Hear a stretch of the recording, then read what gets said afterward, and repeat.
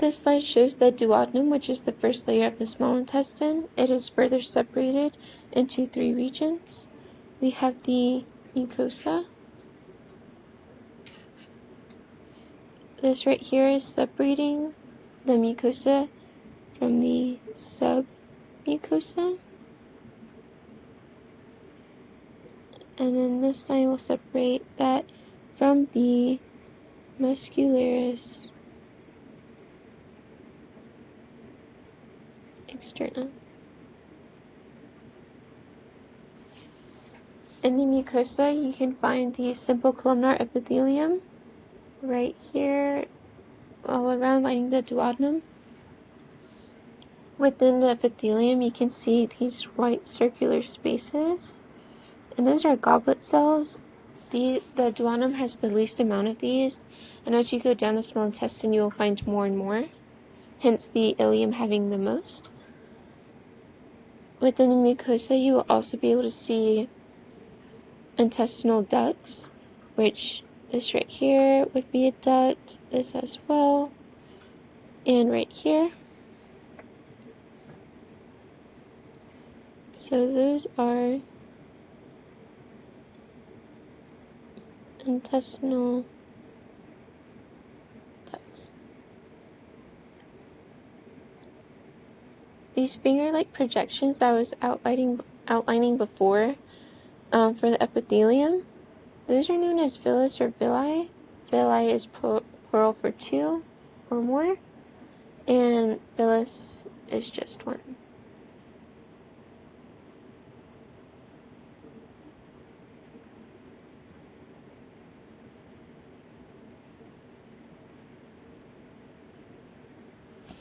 Okay, and within the villus is the lamina propria, which is made of areolar tissue. So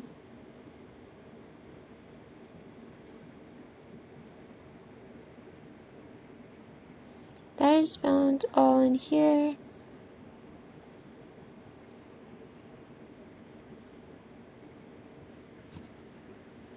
Okay, and again, the submucosa is all in this region, and that is also made of areolar tissue, which is connective tissue.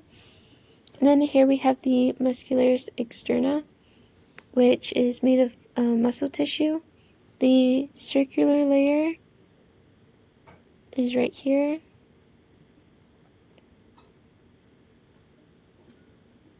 And you'll see it repeated throughout the small intestine, that the nuclei here are more elongated and go this way, whereas in the longitudinal layer, which is all in here, it is more vertical looking, and it goes like that.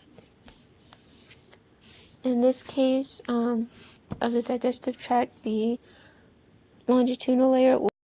So this slide is showing the jejunum, which is the middle layer of the small intestine. It is separated like the duodenum into 3 regions: the mucosa, submucosa, and muscularis externa.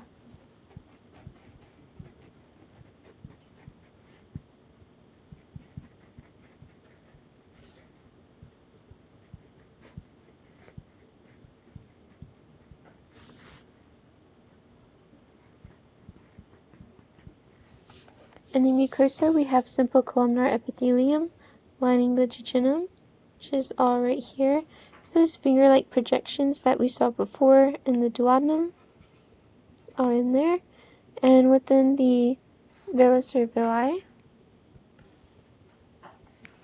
is the lamina propria.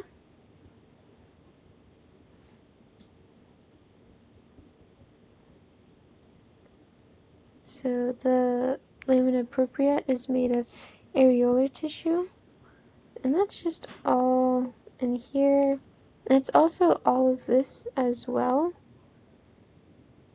The jejunum does not have any ducts or glands in there, so that's just all lamina propria. So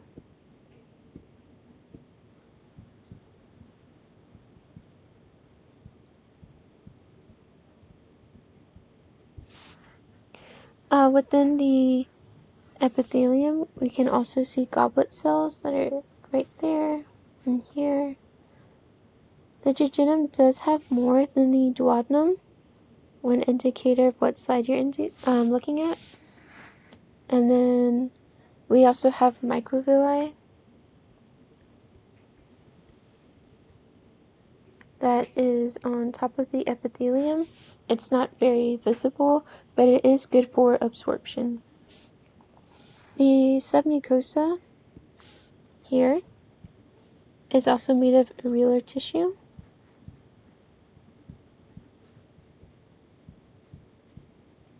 And then the muscularis externa has two layers, the longitudinal and circular. The longitudinal layer is on the bottom, closest to the lumen.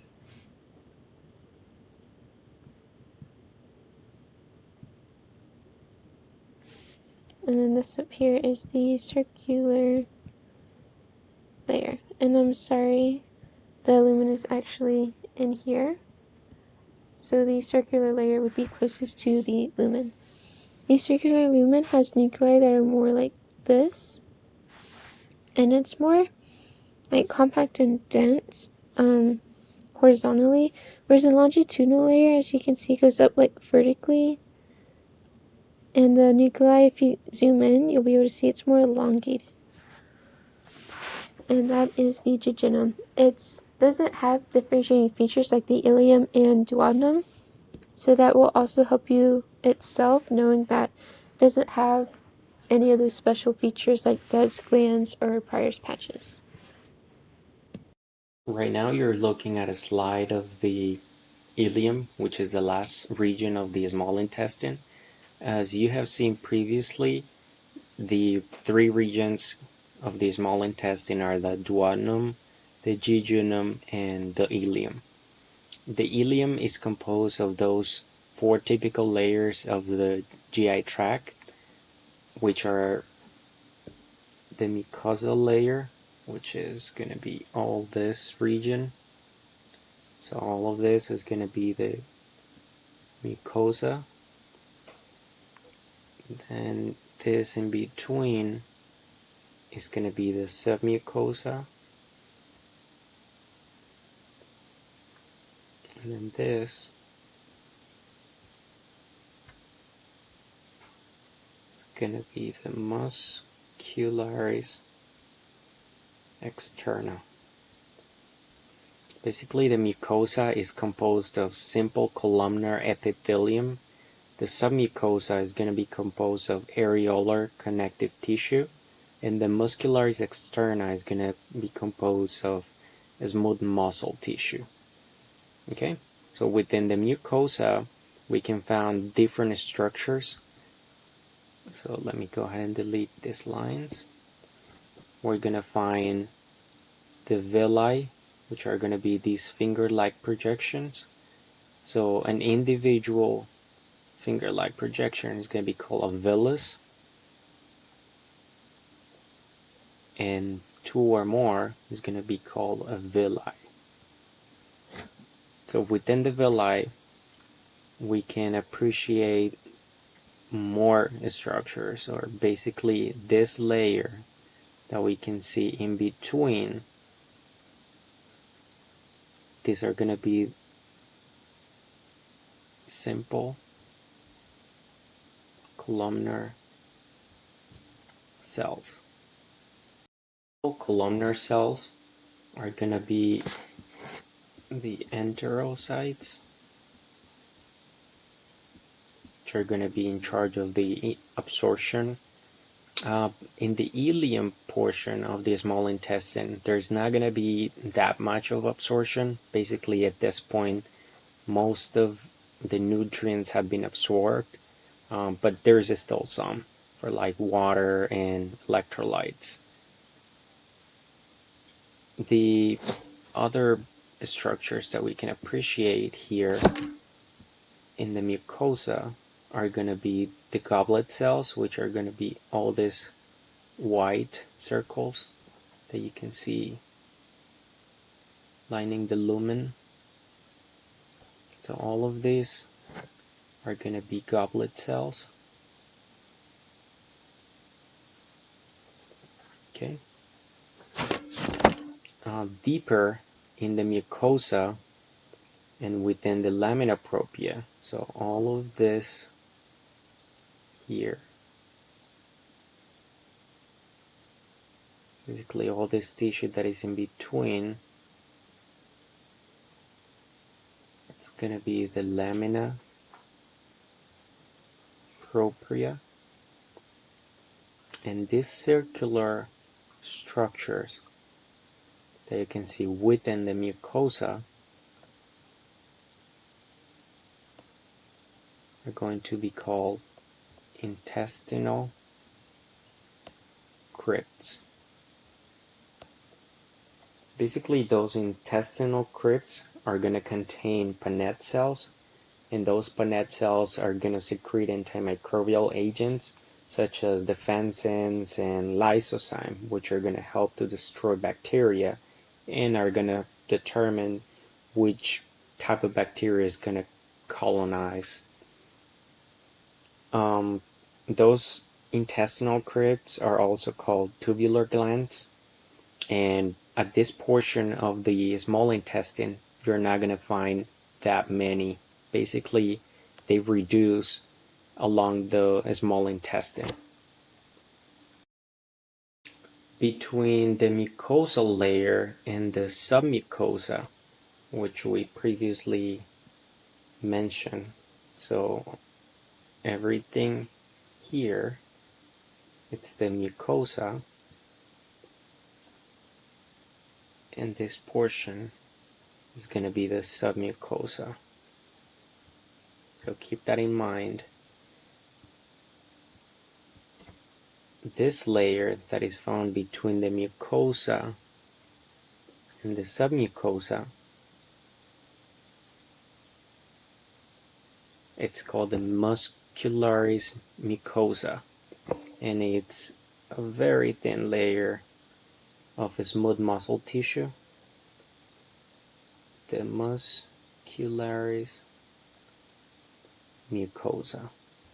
You cannot really appreciate this in too many slides, so this is a good slide to actually appreciate that layer. Okay, moving on, as we mentioned before, that submucosa is composed of areolar connective tissue. And now we're going to move into the next layer, which is going to be all this. This is basically the muscularis externa. Muscularis externa. Okay, and the muscularis externa is subdivided into two layers. One that is closer to the lumen. It's going to be this one. And this is going to be the circular layer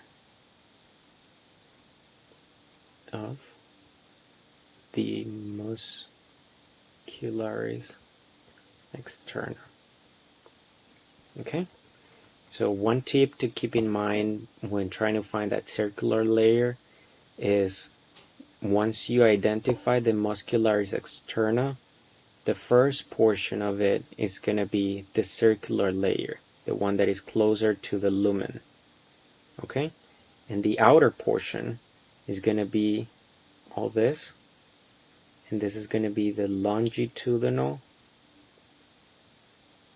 layer, which is going to be outer, okay, or away from the lumen. After the muscularis externa, we're going to find another layer, which is going to be the serosa, or the visceral peritoneum, or the adventitia, but we cannot appreciate it on this slide. So just know that it's there, but we cannot see it here. Another tip to identify that muscularis externa is the nuclei of the cells, of the smooth muscle cells. So as you can see, all these nuclei, they're elongated. They're kind of going this way. Okay? They're kind of going sideways. Whereas in the longitudinal layer, you can see they're not elongated. They're more like points or circles. Okay, and that's because all this tissue is going this way, whereas the circular fold.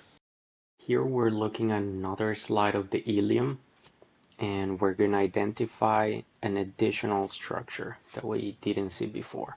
So before we move on to that, let's examine the layers that we saw before. So again, this layer that is lining the lumen is going to be the mucosa. So now we know here is the lumen. So all these structures that we saw before, let me delete this. All these finger-like projections are going to be the villi. Okay? And within that villi, we're going to find those simple columnar epithelium. Simple columnar epithelium. Okay? So now,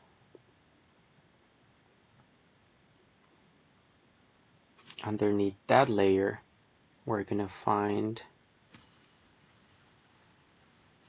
the submucosa.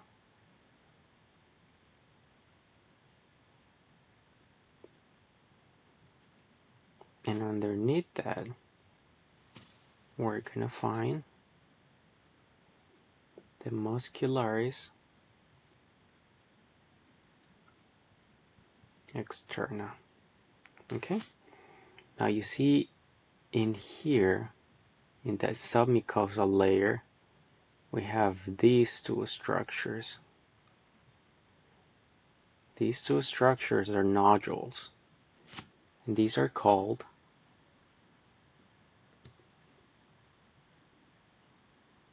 Peyer's patches. Okay, these two. You're probably familiar with this type of tissue from before when you were looking at the lymphatic system. And basically that's lymphoid tissue that is going to protect the small intestine from that bacteria from the large intestine. Okay. So once again, we know that the mucosal layer is going to be composed of that simple columnar epithelium. The submucosa is going to be composed of areolar connective tissue, and the muscularis is going to be composed of a smooth muscle tissue. This is a slide of the large intestine, and basically the histology of the large intestine is similar to that of the small intestine. The only exceptions that we're going to see here is that there's not going to be any more villi. There's not going to be more brush border cells, as at this point most of the nutrients are going to be already absorbed. The only thing that are going to be absorbed here is going to be water and electrolytes. One other feature that we're not going to see here is circular folds. Pretty much the type of tissue that we're going to find here is simple columnar epithelium, for the only exception of the anal canal, which that's going to be lined by stratified squamous epithelium. In the large intestine, we're going to find those 4 layers typical of the GI tract. Once again, this is going to be the mucosa.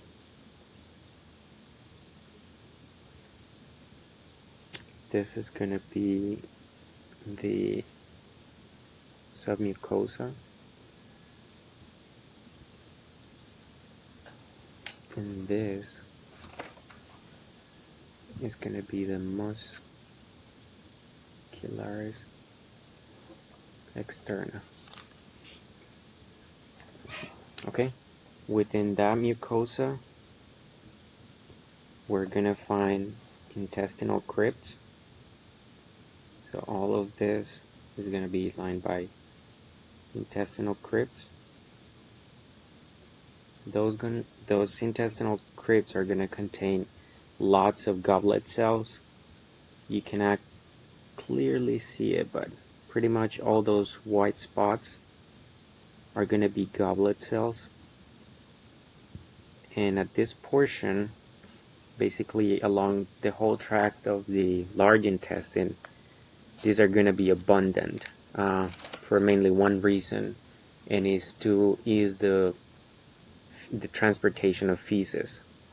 Okay, so we're going to find lots of goblet cells in all these intestinal crypts.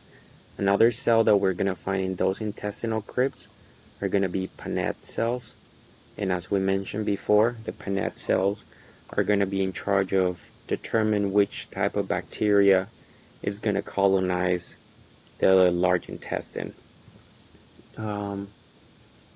Another feature that we can see here is the lamina propria. The lamina propria is going to be all these spaces in between the intestinal crypts. So these are intestinal crypts, and pretty much all these spaces in between is what's going to be the lamina propria. Okay, another thing we can see here is the muscularis mucosa, which we cannot see very often. So that's going to be the muscularis mucosa. Okay, and pretty much everything is the same. This is going to be simple columnar epithelium. This is going to be areolar connective tissue, and this is going to be smooth muscle tissue.